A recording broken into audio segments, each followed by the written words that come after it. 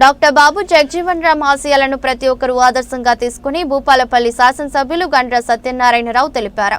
శనివారం ఐడీఓసీ కార్యాలయంలో ఎస్సీ సంక్షేమ శాఖ ఆధ్వర్యంలో జరిగిన డాక్టర్ బాబు జగజీవన్ రామ్ జయంతి వేడుకల్లో జిల్లా కలెక్టర్ రాహుల్ శర్మతో కలిసి పాల్గొని బాబు జగజీవన్ రామ్ చిత్రపటానికి పూలమాలలు వేసి ఘనంగా నివాళులర్పించారు.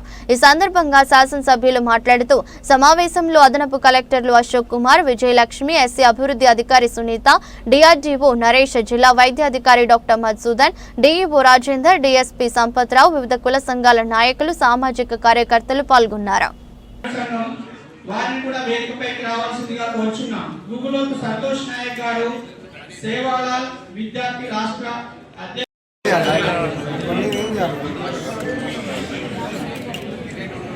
అన్న చంద్రవేలన్న ముగ్గురు కొంచెం అన్న మీరు వెనుకోరండి, ఫోటోలు తీసారు వెనుకోరండి, కొంచెం వెనుకోరండి, ఫోన్ వెనుకోరండి ఫోన్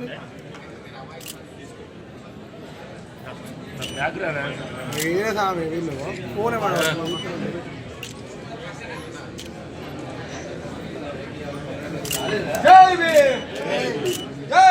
ఒక still వెనుకోలేదు. Okay one second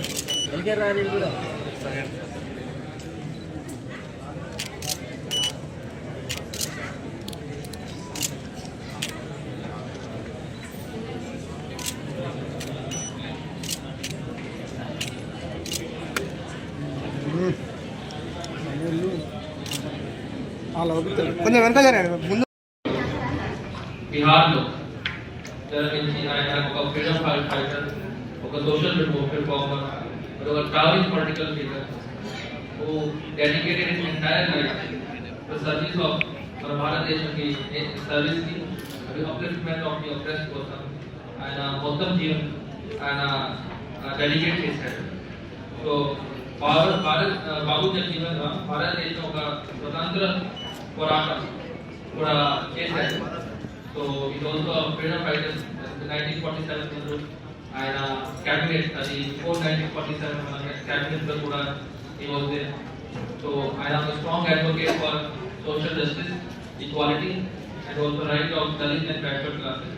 Similarly 1971 లో కూడా భారత్ ఇండియా పాకిస్తాన్ వార్ లో కూడా ఆయన డిఫెన్స్ మినిస్టర్, ఆయన ఒక కీలక పాత్ర ఉంది.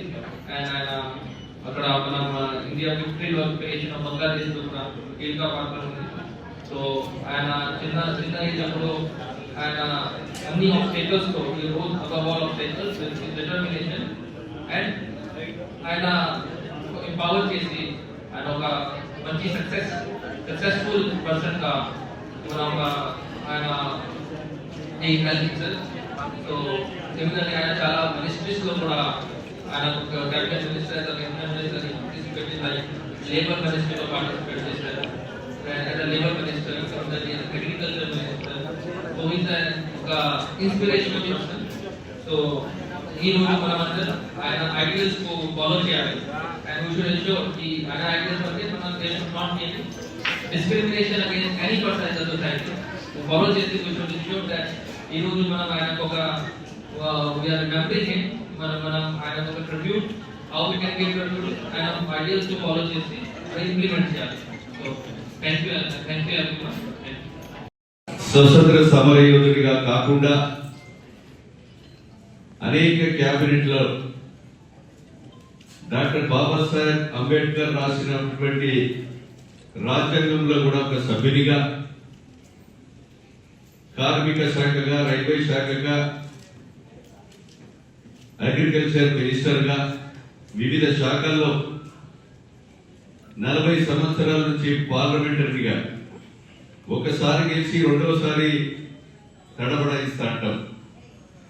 వరుసగా 40 సంవత్సరాలు పార్లమెంట్ లో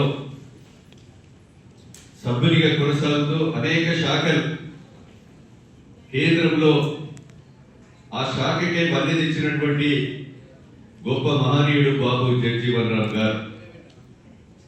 బడుగుల కొరకు, బలహీన వర్గాల కొరకు, పేదల అభ్యున్నతి కొరకు అనేక చట్టాలు తీసుకొచ్చినటువంటి వ్యక్తి బాబు జగజీవన్ రామ్ గారు. వారి ఆశయ సాధనలో మరి నడవాలనేటువంటి ఉద్దేశం, వారి ఆశయాలను, వారి సిద్ధాంతాలను రాష్ట్ర కేంద్ర ప్రభుత్వాలు తీసుకొని నడవలసినటువంటి అవసరం ఉంది. తప్పకుండా గౌరవనీయులు రాష్ట్ర ముఖ్యమంత్రి గారు ఏదైతే భారతదేశంలో మొట్టమొదటిగా 96 కులాలతో కలిగినటువంటి బీసీలకు చట్టబద్ధత కావాలని, ఈరోజు 42% రిజర్వేషన్ కావాలని అసెంబ్లీలో తీర్మానం చేసి కేంద్ర ప్రభుత్వానికి పంపి, నిన్న కేంద్ర ప్రభుత్వం వద్ద కూడా ఢిల్లీలో ధర్నాలు కూడా నిర్వహించి కేంద్ర ప్రభుత్వం మీద ఒత్తిడి తీసుకురావడమే కాకుండా ఈరోజు నేను కాంగ్రెస్ పార్టీ పరంగా కేంద్రంలో మోడీ రిజర్వేషన్ బీసీలకు తేకపోతే రేపు జరగబోయేటువంటి లోకల్ బాడీ ఎన్నికల్లో 42% రిజర్వేషన్ ఇస్తా అని చెప్పినటువంటి ఏకైక ప్రభుత్వం అది రేవంత్ రెడ్డి గారి ప్రభుత్వం మీకు ఈ సందర్భంగా తెలియజేస్తున్నా. అంతేకాదు 59 కులాలతో కలిగినటువంటి ఎస్సీ కులాలకు సుప్రీంకోర్టు జడ్జిమెంట్ వచ్చిన 40 నిమిషాల్లోనే అసెంబ్లీలో అడుగుపెట్టి మేము తీర్మానాన్ని స్వాగతిస్తున్నాం.